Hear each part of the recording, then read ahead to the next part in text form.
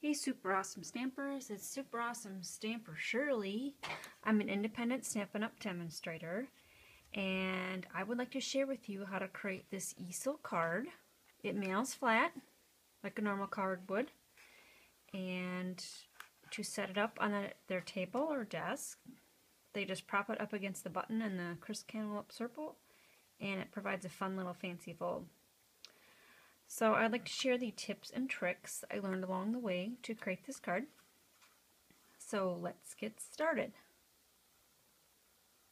The first tip that I have is that we sell our baker's twine in Whisper White in a couple of different colors, but not pistachio pudding. So I want a pistachio pudding to match my pistachio pudding ink and cardstock. So the way I did that was I just drug my Whisper White, just the white baker's twine, I don't think it's called Whisper White, through my ink pad. You just set it aside to dry. Depending on how humid your house is, it should dry in a relatively short amount of time. So that's the first trick I have. The next trick that I have is how to score the cardstock. So it is at 8.5 by 5.5, scored at 4 1/4, but it's also scored at 2.5. So fold it on the score lines, and that creates the easel part of the card. And then you can still mail it flat. Okay, on to paper sizes. The pattern that you're seeing is from the Irresistibly Yours Designer Series paper pack that you can earn for free during Sale-a-bration.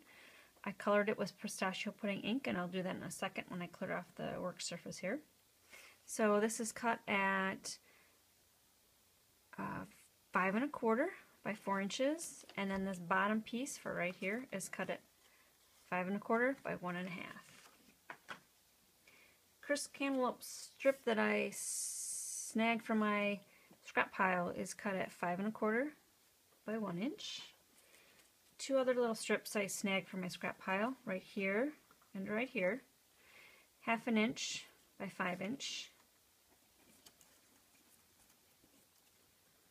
Alright, next thing we'll go through punches. The thank you is punched with the 1 inch punch. And you'll notice when you start working with photopolymer stamps that you can punch first and stamp second, which isn't the case when you're using wood or even the clear mount. So just try it and you might see that you like doing it that way, because you'll save a little more paper that way. Okay, the kindness you show has no end, and then the Lotus Blossom I stamped in the 1 3/4. The Designer Series paper stack dot pattern I punched with a 2 inch punch. Little crisp cantaloupe circle punched with a 1 1/4 inch punch. Here's that Lotus Blossom stamp set, which you can earn for free with a qualifying purchase during Sale-a-bration. Alright, I'm going to give you a tip on that Lotus Blossom, and you're going to see me punch first and stamp second, which is kind of scary, but we're still going to do it anyway.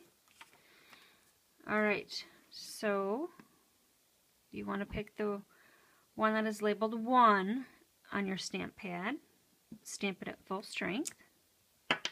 You notice I pulled this in. That's because I don't want to waste ink. So I'm going to use this as a background for something else. So I'm going to stamp off here, and then I'm going to line it up. Doesn't have to be perfect, because it's that two-stepping. And then we're going to take the one that was labeled number 3, which is the full coverage. And I'm going to put that one right here. And then I'm going to line that one up. Since it's photopolymer, I have no problem lining that up to get it to look like a flower. And there is my beautiful Lotus Blossom flower.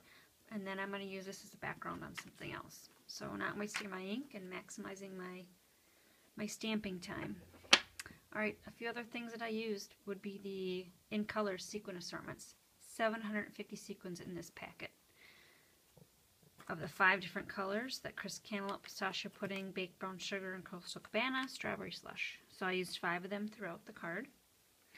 Also used a basic metal button right there to catch the easel to make sure it stands up straight.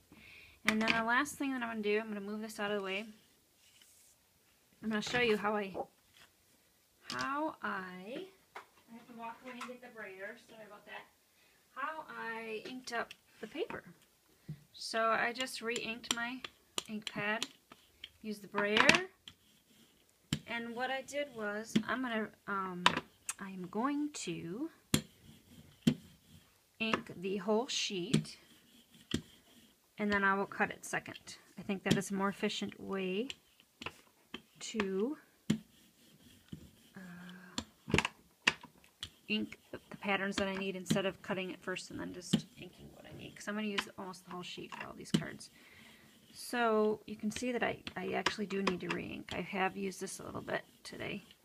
Alright, and what's going to happen is these stripes are embossed, so it's embossed resist. They're kind of glossy. They aren't going to accept ink, so you'll need to wipe off the excess. And you can actually wipe it over there if you want. And then you'll get this lovely pattern showing through. And you can add as much ink as you want. Alrighty then, this is super awesome Stamper Shirley with the Easel Sale-a-bration card using Lotus Blossom and Irresistibly Yours Designer Series paper. Thanks for watching. Bye.